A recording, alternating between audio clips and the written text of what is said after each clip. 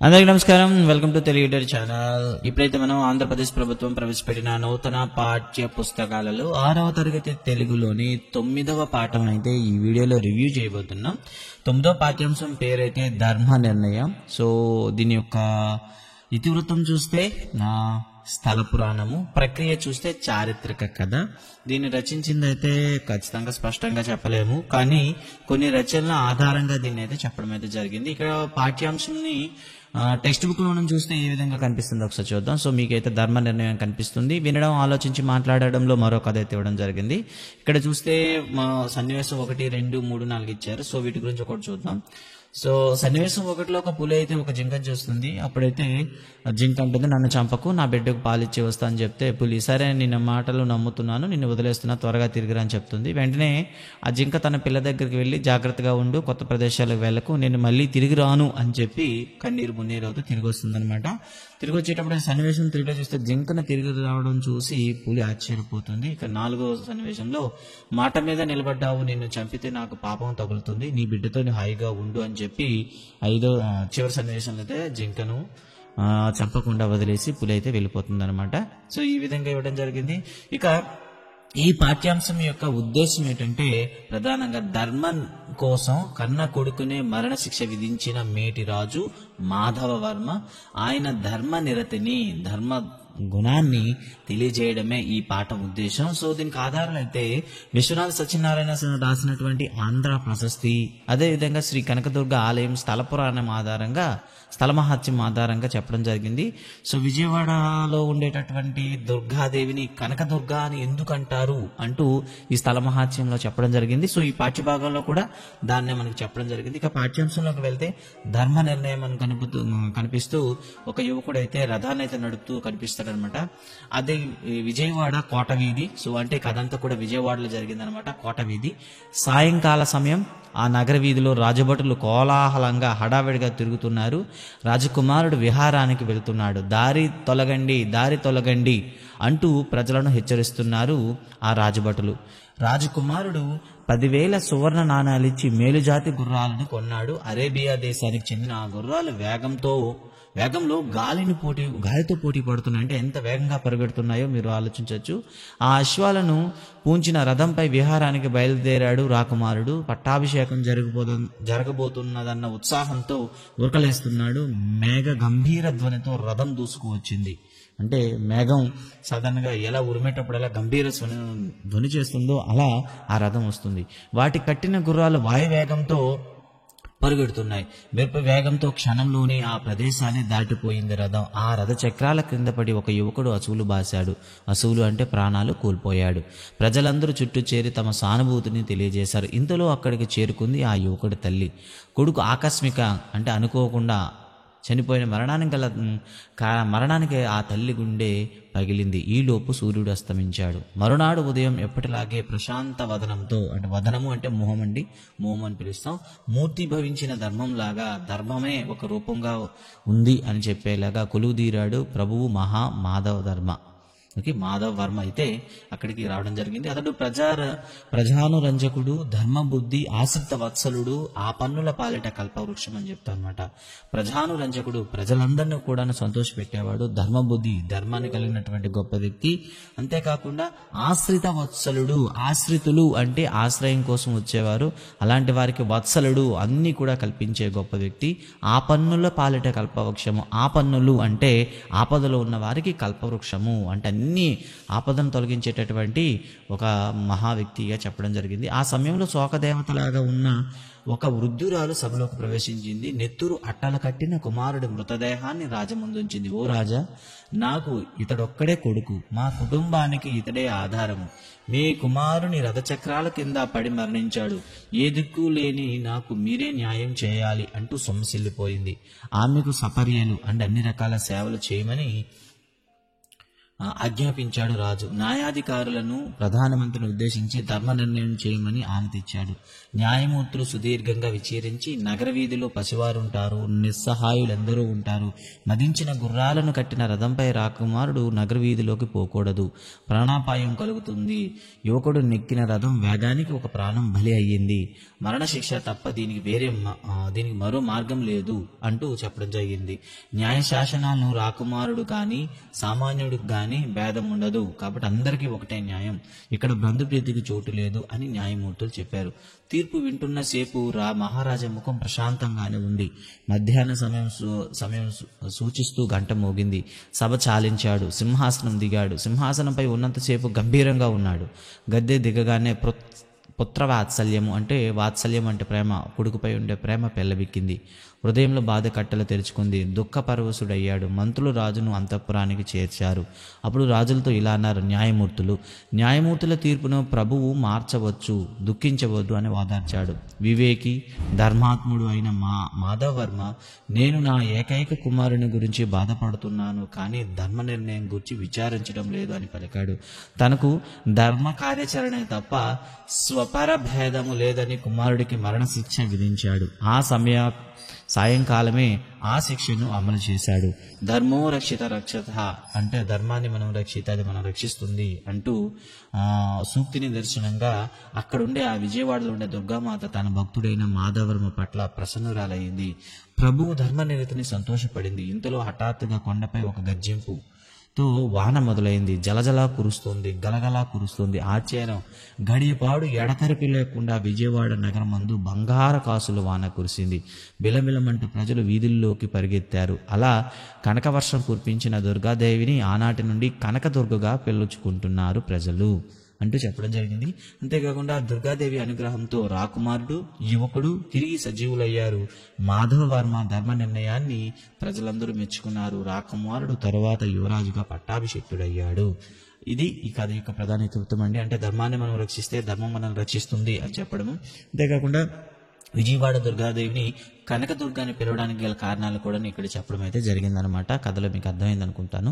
ఈ విధంగా మనకి మాధవవర్మ అనుసరించినటువంటి ధర్మ లక్షణానికి గాను దుర్గాదేవి ప్రసన్నురాలై బంగార కాసులను కురిపించింది. అందుకే బంగారం అంటే కనకము కాబట్టి ఆ దేవిని కనకదుర్గగా ప్రజలందరూ పిలుచుకోవడం ఇప్పటికి కూడాను విజయవాడ కనకదుర్గ అంటేనే మనకెంతో ప్రఖ్యాతి. ఇక తర్వాత చూస్తాం, పాఠ్యపుస్తకంలో చూసుకున్నట్లయితే కొన్ని సంభాషణ పైన మరొకటి ఉంది. ఈ సంభాషణ మీద కూడా మనకు ప్రశ్నలు అడిగే అవకాశం ఉంటుంది. అందుకని మీరు చదువుతున్నాను. కేజియా అండ్ సుప్రజ, మరి పేర్లు పదే చదవను. సుప్రజ సెలవుల్లో ఎక్కడికి వెళ్ళాం? నేను మా కుటుంబంతో యాగంటి క్షేత్రం. చూడండి, యాగంటి క్షేత్రం. ఈ యాగంటి క్షేత్రం ఎక్కడుంది? ఓహో అలాగా. పుణ్యక్షేత్రం ప్రత్యేకత ఏమిటి అంటే అక్కడ సుప్రజ చెప్తుంది, అనేక ప్రత్యేకల నిలయం ఇది, ఎన్నో ప్రత్యేకతలు ఉన్నాయి. అప్పుడు కేజీ అడుగుతుంది, ఏంటి అవి చెప్పు అంటే, యాగంటి కర్నూలు జిల్లా నల్లమల కొండల్లో ఉంది. అత్యంత రమణీయ ప్రదేశము. సాధారణంగా శివాలయాల్లో శివుడు లింగ రూపంలో ఉంటాడు, కానీ ఇక్కడ పార్వతీ పరమేశ్వరుడిగా ఉంటారు. వీళ్ళని ఉమామహేశ్వరం ఆలయం అని కూడా అంటామని చెప్తారనమాట. ఉమామహేశ్వరులు అని పిలుస్తారు. యాగంటి కర్నూలు జిల్లా నల్లమల కొండలు ఉమామహేశ్వరులు గుర్తుంచుకుంటే చాలు. ఇక తర్వాత అవును ఆలయం ఇంకేమైనా ప్రత్యేకలు ఉన్నాయంటే అప్పుడు సుప్రజ చెప్తుంది, అక్కడ అగస్త్య పుష్కరిణి అంటూ ఒక చిన్న కొలనైతే ఉంది. అందులో నీళ్లు ఎంతో స్వచ్ఛంగా ఉంటాయి. అంతేకాకుండా అక్కడ ఒక నంది విగ్రహం ఉంటుంది, అది రోజు రోజుకు పెరుగుతూ ఉంటుంది అని చెప్పడం అనేది ఇక్కడ ప్రత్యేక. ఇంకా మనం చెప్పుకుంటే యాగంటిలోనే ఒక సహజ సిద్ధంగా ఏర్పడినటువంటి 3 గుహలు అయితే ఉన్నాయి. ఆ ఒక గుహలో అయితే వీరబ్రహ్మేంద్ర స్వామి గారు కూర్చొని కాలజ్ఞానం రాశారట అనే కూడా ప్రత్యేకత ఉంది అంటూ చెప్పడం జరిగిందనమాట. ఇంతలో టైం అయింది. సో పర్వీన్, ఏంటి మీరిద్దరు మాట్లాడుకుంటున్నారు? 2 పేరు పదండి బడికి వెళ్దామని చెప్పగా ముగ్గురు వెళ్ళిపోయారు అనమాట. సో ఇప్పుడు చూడండి ప్రశ్నలు. యాగంటిలో ఉమామహేశ్వర ఆలయానికి మిగిలిన శివాలయాలకు తేడా ఏమిటి? శివాలయాల్లో లింగం ఉంటుంది, ఇక్కడ మాత్రం పార్వతి శివుడు ఉంటారు. అగస్త్య పుష్కరం ప్రత్యేకత, నీళ్లు ప్రత్యేకంగా స్పష్టంగా ఉంటాయి. కాలజ్ఞానం ఎవరు రాశారు? శ్రీ పోతులూరి వీర బ్రహ్మేంద్ర స్వామి గారు రాశారు. ఒక ప్రశ్న తయారు చేయండి, యాగంటి ప్రత్యేకత. ఒక డైరెక్ట్గా మనం పేరు పెట్టవచ్చు. ఇక తర్వాత చూసుకుంటే పిల్లలకు సంబంధించి వ్యక్తీకరణ సృజనాత్మక ప్రశ్నలు అండి ఇచ్చారు. ఇవ్వబడిన పదాల ఆధారంగా కథను రాయండి అని చెప్పారు. శివచక్రవర్తి కొలను పావురం లోగడ్డ ఇది చెప్పుకున్నాం కాబట్టి ఇక్కడ చూస్తే కింద గీత గీసిన పదాలకు అర్థాలు రాయండి, వాటితో సొంత వాక్యాలు రాయండి అంటే మరొకటి ఇవ్వడం జరిగింది. అసువులు అంటే ప్రాణాలు అంటూ ఇప్పుడు శ్రీకృష్ణుడి చేతిలో కంసుడు అసువులు పాసాడు, సో అంశులు అని ఇవ్వడం జరిగింది. ఇక్కడ అదే విధంగా కొన్ని పదాలకి అండర్లైన్ చేయడం జరిగింది. అండర్లైన్ చేసిన వాటిని అర్థాలు రాయండి. సో ఫస్ట్ ఆఫ్ ఆల్ అయితే అర్థాలు అయితే మనం తెలుసుకుందాం. గడియ అంటే 24 నిమిషాలండి. సో తర్వాత పర అంటే ఇతరుల అని అర్థం అనమాట. అశ్వము అంటే గుర్రము, ఓకేనా. తర్వాత సువర్ణ భూమి, సువర్ణం అంటే బంగారం అండి, ఓకేనా. ఈ విధంగా పదాలకైతే అర్థాలు చెప్తున్నాను, వాటిని ఉపయోగించి సొంత వాక్యాలు మీరు ఊహించుకోవచ్చు. ఇక తర్వాత చూస్తే కింది పదాలకు సమానార్థ పదాలు వెతికి రాయండి అని చెప్పాడు అనమాట. ఇందులోనే ఉన్నాయి అవి. ఉదాహరణకి గుర్రము, అశ్వము, హయము అంటే గుర్రము, అశ్వము, హయము అన్నా కూడా ఒకటే అర్థం.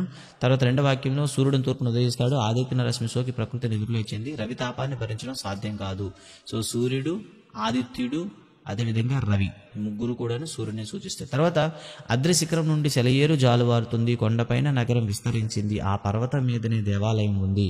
అద్రి అంటే కొండ, కొండ పర్వతం 3 ఇవ్వడం జరిగింది. అద్రి, కొండ, పర్వతం ఒకటేనండి. తర్వాత ప్రకృతి వికృతులు ఇవ్వడం జరిగింది. రథం, అరథం అండి. రథం, అరథం. కుమారుడు, కొమరుడు. ఆజ్ఞ, ఆన. ఓకేనండి, ఇలా అన్నమాట రాసుకుంటే సరిపోతుంది. ఇక్కడ తర్వాత వ్యతిరేక పదాలను రాయడాన్ని ఉదయిస్తాడు, అస్తమిస్తాడు. ఓకేనా, ఉదయిస్తాడు, అస్తమిస్తాడు. అన్యాయము, న్యాయం. ఓకే, సుఖం, దుఃఖం. సామాన్య, అసామాన్య. అసామాన్య అని అంటాం రాస్తాం. ఇక వ్యాకరణాంశాలు చూద్దామండి. క్రింది పదాలను గుర్తించండి. 4 ముఖాలు, 3 ముఖాలు, పంచపాండవులు, ముల్లోకాలు, 7 ద్వారాలు. ఇవన్నీ కూడా సమాసాలే. అయితే పూర్వపదం చూసుకుంటే సంఖ్యని సూచిస్తుంది అనమాట. ఉత్తర పదం అయితే ఒక నామవాచకాన్ని సూచిస్తుంది. ఇలా సంఖ్యాపదం పూర్వపదంగా ఉండే సమాసాలను ద్విగు సమాసాలు అంటారు. చూసారు కదా, సంఖ్యాపదం పూర్వపదంగా ఉండే సమాసాలను ద్విగు సమాసాలు అంటారు. సో కొన్ని సమాసాలు అయితే విగ్రహవాక్యాలు ఇచ్చాడు, సమాసాలు రాయనన్నాడు. వ్యాసుడు వేదాలను చతుర్వేదాలుగా విభజించాడు. చతుర్వేదాలు. శంకుస్థాపనలో నవధాన్యాలు వాడుతారు. ఇంద్రధనుస్సులో సప్తవర్ణాలు ఉంటాయి. సో చతుర్వేదాలు, నవధాన్యాలు, సప్తవర్ణాలు అనేవి ఇక్కడ మనకి ద్విగు సమాసాన్ని సూచిస్తుంటాయి. ఇక తర్వాత మనం చూసుకున్నట్లయితే కింది అర్థసంధి పదాలను తెలుసుకున్నారు కదా, వీటిని విడదీసి రాయనన్నాడు. చిన్నప్పుడు, చిన్న ప్లస్ అప్పుడు, తిరగక ప్లస్ ఏమి. ఇక్కడ చూడండి, తిరగక ప్లస్ ఏమి.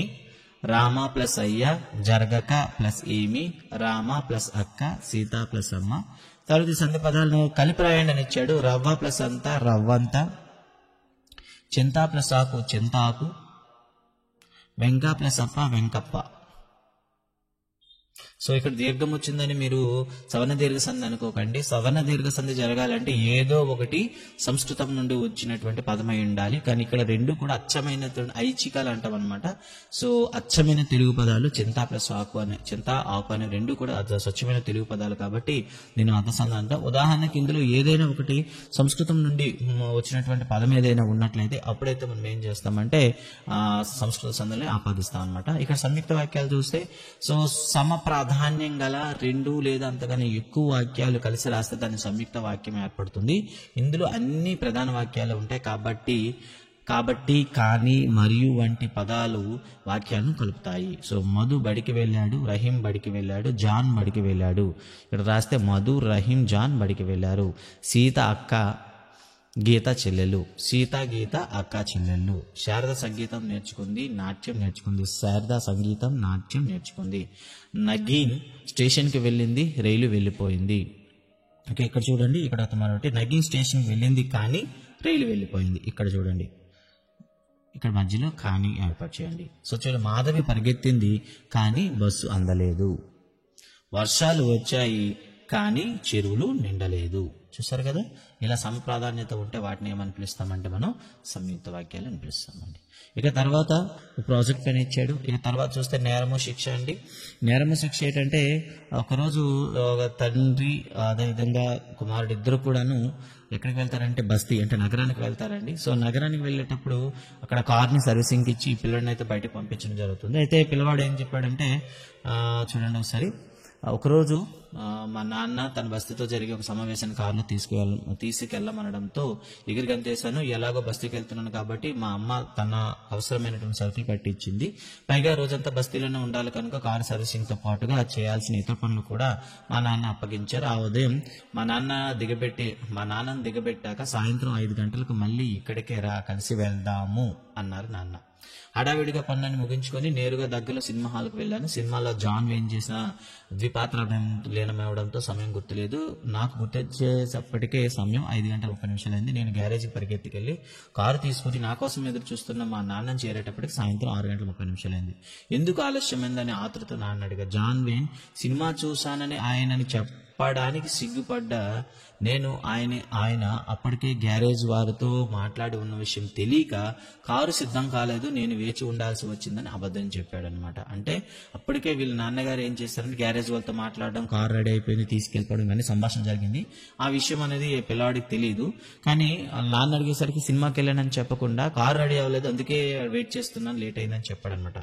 అప్పుడు అబద్ధం చెప్తే పట్టుపట్టడంతో నాతో నిజం చెప్పేందుకు ధైర్యం లేకపోయింది నీకు, నిన్ను పెంచడంలో నేనేదో తప్పు చేశాను, నేను ఎక్కడ తప్పు చేశానో తెలుసుకునేందుకు 18 మైళ్ళు నడిచి ఇంటికి వెళ్తున్నాను, దాని గురించి ఆలోచించు అన్నారు. అంతే వెంటనే ఆయన సుట్టుబుట్టు వేసుకుని దర్జాగా ఉన్న ఆయన చీకట్లో దీపాలు లేని ఆ గతుకుల రోడ్ల మీద నడవడం ప్రారంభించాడు. ఆయనను వదిలి వెళ్ళలేక బుద్ధి తక్కువగా నేను ఆడిన అబద్ధం వల్ల ఆయన అనుభవిస్తున్న ఆవేదన చూస్తూ 5:30 గంటల పాటు ఆయన వైపు కారును నడుపుకుంటూ వెళ్ళాను. అప్పటికప్పుడే అక్కడికక్కడే ఇక మళ్ళీ అబద్ధం ఆడనని గట్టి నిర్ణయం తీసుకున్నాను.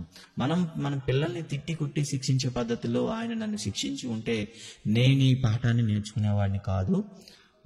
కానీ అప్పుడప్పుడు ఈ సంఘటన గురించి ఆలోచిస్తూ ఆశ్చర్యపోతుంటాను. నేర్చుకుని ఉండేవాడిని కానని నా నమ్మకం. ఆ శిక్షణ అనుభవించి మళ్ళీ ఎప్పటిలాగా అదే పని చేసి ఉండేవాడిని.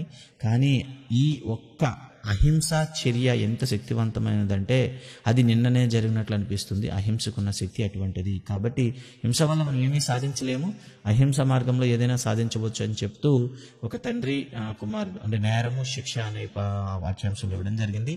సో గైస్, ఇదైతే మనకున్న పాఠ్యం నెంబర్ 9. అండ్ తర్వాత పాఠ్యాంశాలనే మీకు త్వరగా వస్తుంది. వీడియో మీకు నచ్చినట్లయితే మీ ఫ్రెండ్స్ అందరికి షేర్ చేయండి, అదేవిధంగా లైక్ చేయండి, మీ అభిప్రాయాన్ని కామెంట్ రూపంలో చెప్పండి. అండ్ మా వీడియోస్ రావాలంటే సబ్స్క్రైబ్ చేసుకోండి, పక్కన బెల్ ఐకాన్ ఆల్ని ఎనేబుల్ చేయండి.